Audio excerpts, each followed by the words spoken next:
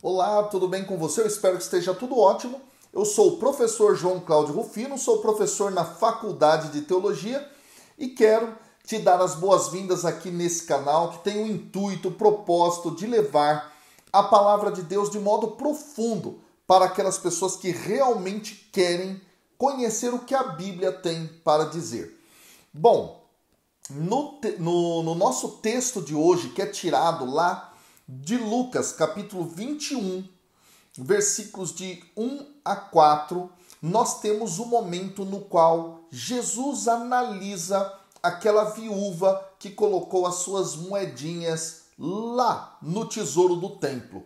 Trata-se de um texto muito bonito que vai trazer para nós elementos fundamentais para a nossa vida de cristãos. Antes da gente mergulhar nesse texto, eu quero te pedir que você possa deixar aqui a sua curtida, deixar aqui o seu comentário, falando um pouco como é que tem sido para você estudar a Bíblia todos os dias, beleza?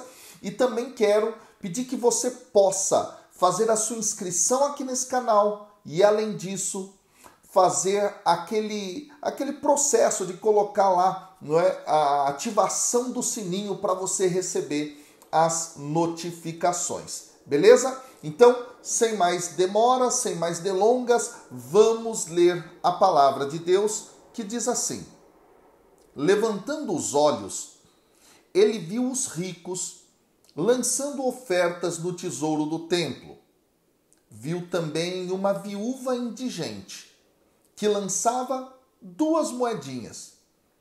E disse: de fato, eu vos digo que esta pobre viúva lançou mais do que todos, pois todos aqueles que deram do que lhes sobrava para as ofertas. Esta, porém, na sua penúria, ofereceu tudo o que possuía para viver. Jesus está nesta altura da narrativa de Lucas lá no templo. Ele já havia o purificado, ele já estava ensinando e agora ele estava observando. E aí o texto é muito claro em dizer que ele levantou os olhos e viu então os ricos lançando as suas ofertas. Nós já vimos, se você tem acompanhado aqui o nosso canal, que dentro do Evangelho de Lucas, Jesus faz uma distinção entre os pobres e os ricos e mostra que há uma opção de Deus pelos pobres, ok? Esse dado é muito importante a gente compreender. João Cláudio, quer dizer que Deus então abandona os ricos, não quer olhar para os ricos? Não é isso. O fato é que há um olhar especial de cuidado por aqueles que nada têm. E o rico, ele é chamado dentro desse evangelho a um processo de conversão, de não colocar a sua vida somente pautada nos ganhos econômicos e no acúmulo, mas na partilha e olhar, não é, para aqueles que estão colocados numa situação na qual a sua dignidade, a sua sobrevivência está ameaçada. Esse dado é muito importante, viu, pessoal? O Evangelho de Lucas, ele dá essa tônica de modo bastante forte ao longo de todo o texto. Bom, então Jesus olha essa realidade e o dado aqui interessante é que eles colocam esta oferta dentro daquilo que vai ser chamado em grego de gasofilakion. E esse gasofilakion, traduzido aqui como tesouro, ele vai aparecer justamente nos textos de Flávio Joséfo, e Flávio Joséfo vai fazer a referência de que havia nesse tesouro do templo, lá no seu livro, não é?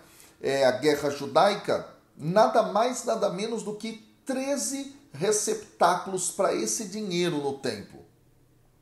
Além disso, a referência a esse gasofiláquio ou locais de colocar moedas e ofertas no templo vai aparecer também dentro da Mishnah, que é o conjunto de leis orais judaicas. Por exemplo, no Shekelim, que é um dos tratados da Mishnah, no número 5, no versículo 6, vai aparecer sobre esse dado.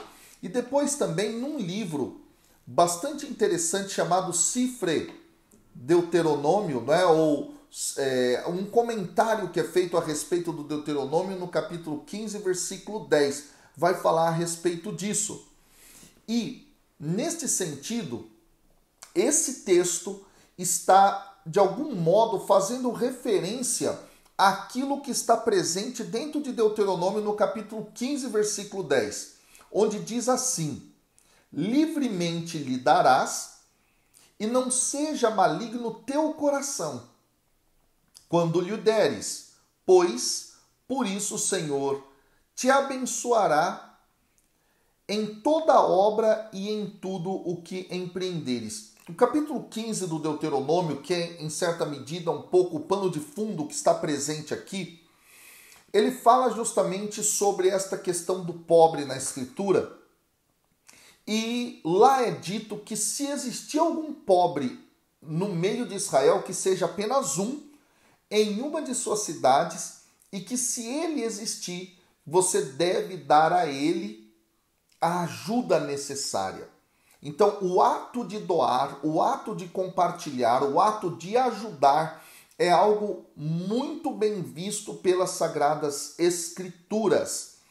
E aqui aparece então um pouco esse jogo, porque dá a entender o texto que estes que estavam colocando suas ofertas no tesouro do templo, os ricos, eles não faziam de coração limpo, não é? Eles faziam isso talvez até para se mostrarem ou alguma coisa nesse sentido. O texto dá a entender justamente na continuidade dele, porque no versículo 2 é assim: viu também uma viúva indigente que lançava 2 moedinhas. Aqui no grego, essas 2 moedinhas, o que nós temos são lepta. Lepta diz respeito às 2 menores moedas existentes. Elas eram moedinhas de cobre e elas eram as que menos tinham valor na época de Jesus. E aqui o texto diz que essa viúva colocou aí essas 2 moedinhas. E é um dado interessante aqui. Ela doa, como o próprio Jesus vai dizer, não é? Olha só que dado interessante. Ela doa daquilo que ela não tinha. Ou seja, ela estava inclusive para além da pobreza, como é mais ou menos a expressão em grego que vai aparecer aqui: na sua penúria ofereceu tudo o que possuía para viver. Em grego, ektu histerematos autes. Essa expressão dá a ideia de fora da sua pobreza, ou seja, para além do limite da pobreza, na sua miséria mesmo. Então ela dá tudo o que ela tem. E o detalhe interessante, pessoal, é que aqui o texto vai dizer que ela era uma viúva. E a viúva é uma das 3 figuras que são consideradas pobres e que têm a sua sobrevivência ameaçada na linguagem dos profetas. Então esse dado é muito importante para nós. E aí,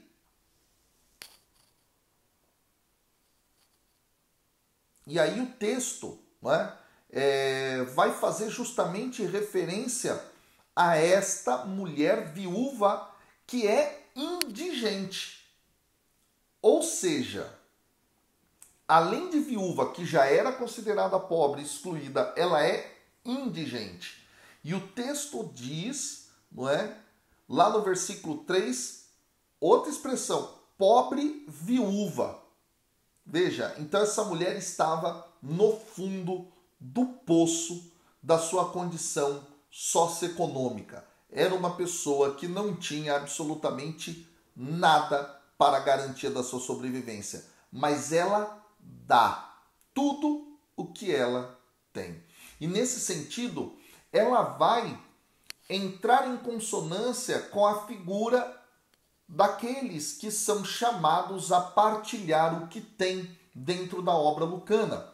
Aconteceu, por exemplo, com Zaqueu, que deu 4 vezes mais, doou o que tinha para os pobres, metade dos seus bens para os pobres, não é?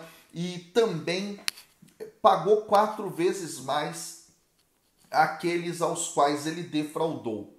Lembra também aqui um dado fundamental. Na obra lucana, lá em Atos dos Apóstolos, no capítulo 5, onde se fala a respeito de Ananias e Safira, um casal.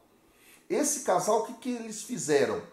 Venderam o que eles tinham, parte do dinheiro eles retiveram para si, e outra parte é que eles deram para os apóstolos, daquele processo da comunidade primitiva de partilhar tudo o que eles tinham. No entanto, esta ganância os levou a quê? À morte. Então, para a obra lucana, era necessário a partilha. E essa partilha é uma partilha radical. E esse dado chama demais a nossa atenção, pessoal. Ok? E aqui, o grande desafio do evangelho de hoje. Nós temos dado para Deus e também para os nossos irmãos excluídos o que nos sobra, ou nós temos feito o nosso máximo para contribuir tanto com a comunidade quanto também com aqueles que estão colocados à margem? Essa é uma pergunta fundamental. É claro que aqui o Evangelho não está querendo trazer para nós que a gente deve viver uma vida sem discernimento das coisas, não é? E dar até mesmo aquilo que vai ameaçar a sobrevivência da nossa família. Mas o texto está falando de um amor radical que deve ser assumido por todo aquele que é cristão. E que a nossa doação também não seja a doação daquilo que não presta, mas seja uma doação de qualidade. E outra coisa, que essa doação não seja apenas uma aparência para que os outros possam nos aplaudir, nos reconhecer como pessoas, entre aspas, boas. Pensa nisso, que Deus te abençoe. Até amanhã, com a graça de Deus. Valeu!